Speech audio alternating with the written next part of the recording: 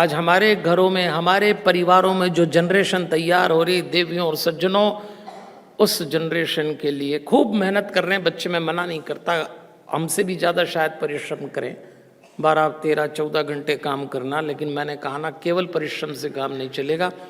परिश्रम में पुरुषार्थ लाइए और उसके लिए अभ्यास करिए। अभ्यास प्रैक्टिस। योग को तो अभ्यास ही कहा है हमारे शास्त्रों में, और अभ्यास होगी श्रद्धा से। श्रद्धा रखिए भगवान पे, भरोसा रखिए कि हमसे बड़ी कोई ताकत है, तब अभ्यास पूरा होगा। हम हर मनुष्य की अपनी एक सीमा है, एक सीमा के बाद आपको किसी और शक्ति की जरूरत पड़ेगी ही पड़ेगी।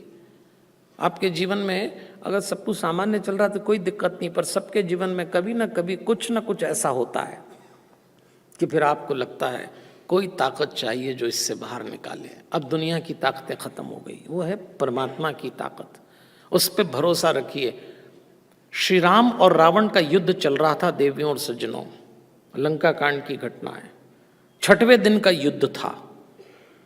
विभीषण भिड़ गए अपने बड़े भाई रावण से और खूब युद्ध हो रहा दोनों में। और दूर से हनुमान जी ने देखा कि रावण के पराक्रम के आगे विभीषण थक रहे, तो हनुमान जी पहुंच गए। और जैसे हनुमान जी पहुंचे तो हनुमान जी का कायदा था कि हनुमान जी जहां से जाते वहां से राक्षस भागते थे। तो हनुमान जी को आता देखा राक्षस भागे। रावण ने देखा तो रावण ने राक्षसों का भागते क्यों हो, और रावण भिड़ा हनुमान जी से। अच्छा, रावण तो मायावी था। हनुमान जी ने अपनी पूंछ में रावण को लपेटा तो रावण ने हनुमान जी की पूंछ पकड़ी और ऊपर ले जाके दोनों में युद्ध होने लगा।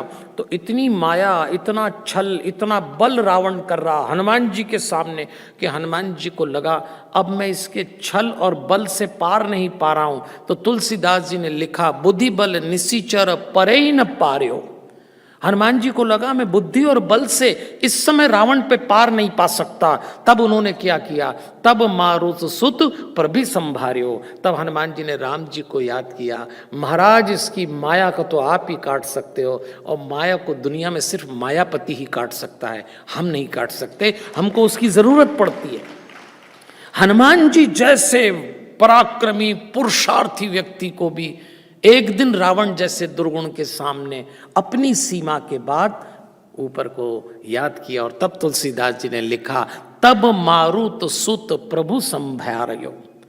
तब भगवान को याद किया और उसकी माया कटी। उसके बाद रावण गिर गया। मैं यही कहना चाहता हूं, ये जो दुर्गुण है ना, ऐसी माया बनाते हैं, इल्यूजन, जादू, कि हम लोग भ्रम में पड़ जाते हैं और हम गलत काम कर जाते हैं और बाद में हमको याद आता है अरे अपन ने ये क्या किया। आजकल तो इसमें दुर्गुण को करने के लिए बाहर जाने की जरूरत भी नहीं पड़ती। जब हम बहुत छोटे थे तो कोई गलत काम करना था तो घर से बाहर निकलना पड़ता था। घर बड़ा सुरक्षित क्षेत्र था, घर में गलत काम करने की संभावना ही नहीं थी। फिर दौर बदला, अब तो घर में गलत काम करने की सारी मशीनें आ गई। और मशीनें भी कैसी आई, पहले तो एक टीवी आया था केवल, उसी में थोड़े बहुत अश्लील दृश्य दिखते थे, पर वो चलो दुष्ट कम से कम पलंग से 6 फीट दूर था। अब तो जो 6 इंच का पिशाच आया सीधे तकिए में ही घुसा। जनाब, आप जब मोबाइल के डिजिटल मीडिया पे, आप मोबाइल के डिजिटल सिस्टम पे हर तीसरी उंगली दबाइए अश्लील दृश्य निकल आता है। और मैंने अच्छे अच्छे लोगों को देखा है, एक क्षण के लिए वो रुक जाते हैं।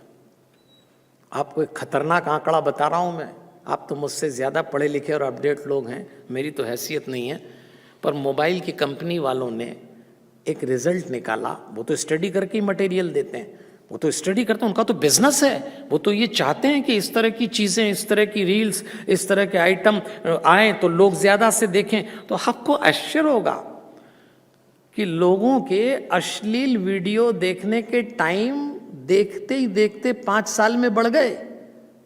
पहले 1 सेकंड रुकते थे लोग, फिर 2, फिर 10, अब 1 मिनट हो गई ये रेंज। तो ये कौन लोग हैं जो 1 मिनट अश्लील दृश्य देख रहे हैं?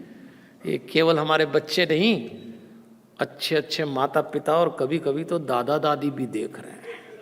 आप बुरा मत मानना, और माना तो कोई फर्क भी नहीं पड़ना है, पर होता यह है कि इससे दुर्गुण हावी हो जाते हैं। एक बार देख लें क्या है, एक बार देख लें, वो बस अकेलापन मिला और दुर्गुण को तो आक्रमण करना है। इसलिए हनुमान जी हमको एक दृश्य सिखा गए कि जब आपको अकेले में ऐसा लगे कि हमारी सीमा के बाहर है, हमारे संकल्प दम तोड़ रहे हैं, तब मारुत सुत प्रभु संभ्यारो। हनुमान जी को एक सीमा के बाद रावण जैसे दुर्गुण से मुकाबला करने के लिए राम जी को याद करना पड़ा, तो हमारी आपकी क्या हैसियत है